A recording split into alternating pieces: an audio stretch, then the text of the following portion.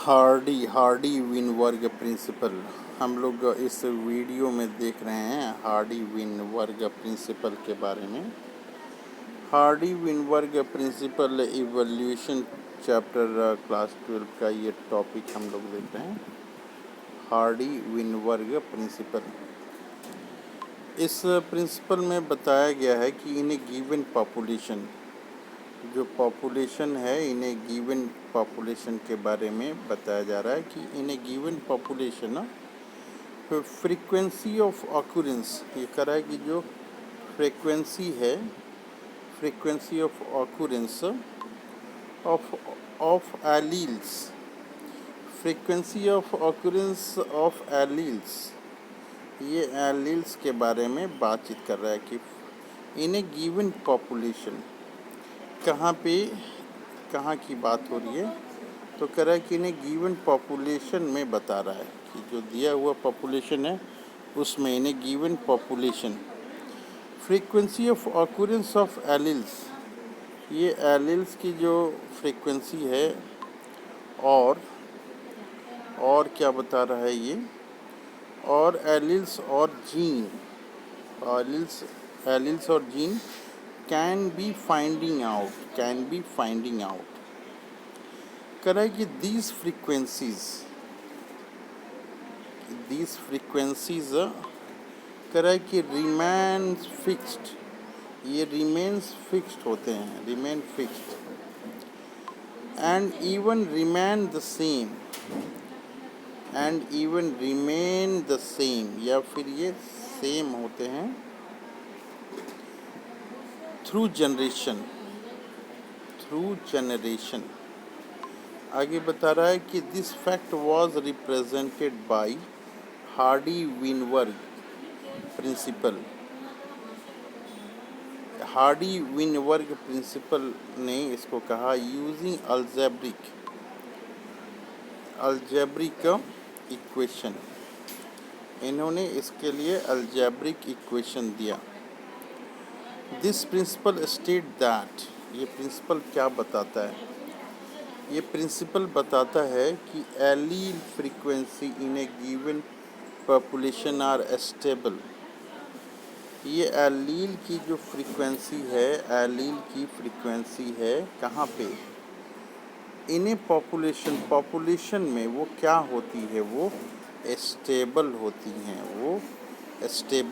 हैं, allele frequency in a population are stable and constant, stable के साथ ये क्या है, कांस्टेंट होता है, फ्रॉम जनरेशन टू जनरेशन, एक जनरेशन से दूसरे जनरेशन में एलील की फ्रीक्वेंसी कांस्टेंट होती है, सेम होती है। कह रहा है कि gene pool remain constant, gene pool जो होता है वो रिमेन कांस्टेंट होता है।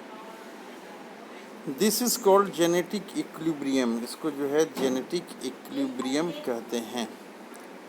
And sum total of all genetic frequencies, कह रहा है कि sum total of all allylic frequencies, allylic frequency is 1। ये चीज़ ध्यान देने की बात है कि कह रहा है कि sum total of all the allylic frequency is 1, ये 1 होता है। हम लोग बार बार इसको याद कर लेंगे, क्या याद कर लेंगे कि sum total of all the allylic frequency is 1। आगे बता रहा है कि binomial expression of p plus Q square के फॉर्म में यहाँ पे ये दिया गया है, ये इक्वेशन क्या दिया गया है, p plus Q square is equal to P square plus 2pq plus Q square is equal to 1। ये जो है इक्वेशन है, ये इक्वेशन कह रहा है कि वेयर p एंड q, यहाँ पे इस इक्वेशन में p और q जो है रिप्रेजेंट कर रहा है, represent the frequency of allele, ये क्या बता रहा है, फ्रीक्वेंसी ऑफ एलील को ये बता रहा है। इसके बाद जो है हम देखते हैं, कह रहा है यहाँ पे an allele A in a population. An allele A in a population. The frequency of AA individual in a population is simply यहाँ पे पी स्क्वायर ये बता रहा है। आगे देख रहे हैं हम लोग, this simply stated in another ways, ये इसको दूसरे शब्दों में हम लोग कह सकते हैं कि probability that A allele A with a frequency P appear on both the chromosome of a diploid individual is simply the product of the probabilities, that is P square. Similarly of AA is Q square of AA to PQ. Hence इस तरह से इसको जो है ये equation दिया गया है P square plus 2PQ plus Q square is equal to 1। यहाँ पे आगे देख रहे हैं हम लोग कि व्हेन फ्रीक्वेंसी इज मेजर्ड, जब when frequency is measured the actual value varies that indicate the extent of evolutionary change. आगे बता रहा है कि change of frequency in alleles, कह रहा है कि change of frequency in alleles that is Hardy Weinberg equation in a population resulted due to evolution. आगे जो सबसे इम्पॉर्टेंट बात है वो है कि ये कह रहा है कि factor that affect Hardy-Weinberg equation. और ये क्वेश्चन पूछता है, क्वेश्चन ये 3 नंबर का ये क्वेश्चन पूछता है। क्वेश्चन क्या पूछता है, कहता है कि वो फैक्टर्स का नाम लिखिए जो अफेक्ट करते हैं, क्या अफेक्ट करते हैं, हार्डी-विनबर्ग इक्वेशन को अफेक्ट करते हैं, क्या फैक्टर्स का नाम लिखना होता है। ये 3 नंबर का क्वेश्चन साधारणतः ये पूछा जाता है। तो क्वेश्चन क्या होगा कि वो क्या क्या फैक्टर्स हैं जो अफेक्ट करते हैं, किसको अफेक्ट करते हैं, हार्डी-विनबर्ग इक्वेशन को अफेक्ट करते हैं। तो यहाँ आंसर लिखेंगे जीन माइग्रेशन और जीन फ्लो, दूसरा लिखेंगे जेनेटिक ड्रिफ्ट, फिर हम लोग म्यूटेशन लिखेंगे, जीन रिकॉम्बिनेशन लिखेंगे और नेचुरल सिलेक्शन। ये सारे पॉइंट्स को हम लोग लिखेंगे। ये फैक्टर्स हैं जो अफेक्ट करते हैं, किसको अफेक्ट करते हैं, हार्डी-विनबर्ग इक्वेशन को ही अफेक्ट करते हैं। पहला है जीन माइग्रेशन और जीन फ्लो, दूसरा जेनेटिक ड्रिफ्ट, तीसरा म्यूटेशन है, चौथा जो है जेनेटिक रिकॉम्बिनेशन और पांचवा है नेचुरल सिलेक्शन। इस तरह की ये चीज़ें हैं।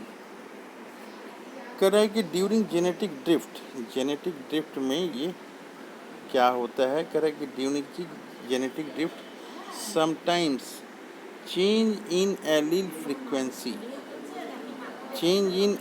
frequency is so different in a sample of population that they become a different species। ये क्या होता है, they become a different species, ये अलग species ही बन जाता है। The origin drifted population become, कह रहा है the original drifted population become founder and that effect is called founder effect। ये भी क्वेश्चन पूछता है कि फाउंडर इफेक्ट क्या है। तो फाउंडर इफेक्ट क्या है, तो इसको हम लोग इस तरह से कहेंगे। कह रहा है कि the original drifted population become, लिखेंगे हम लोग फाउंडर इफेक्ट में क्या लिखेंगे, the original drifted population become founder, क्या हो जा रहा है, बिकम फाउंडर, ड्रिफ्टेड पॉपुलेशन जो है वो फाउंडर हो जा रहा है and that effect is called founder effect. इसी इफेक्ट को फाउंडर इफेक्ट कहेंगे। तो इस तरह से हार्डी-विनबर्ग इक्वेशन हम लोगों ने देखा।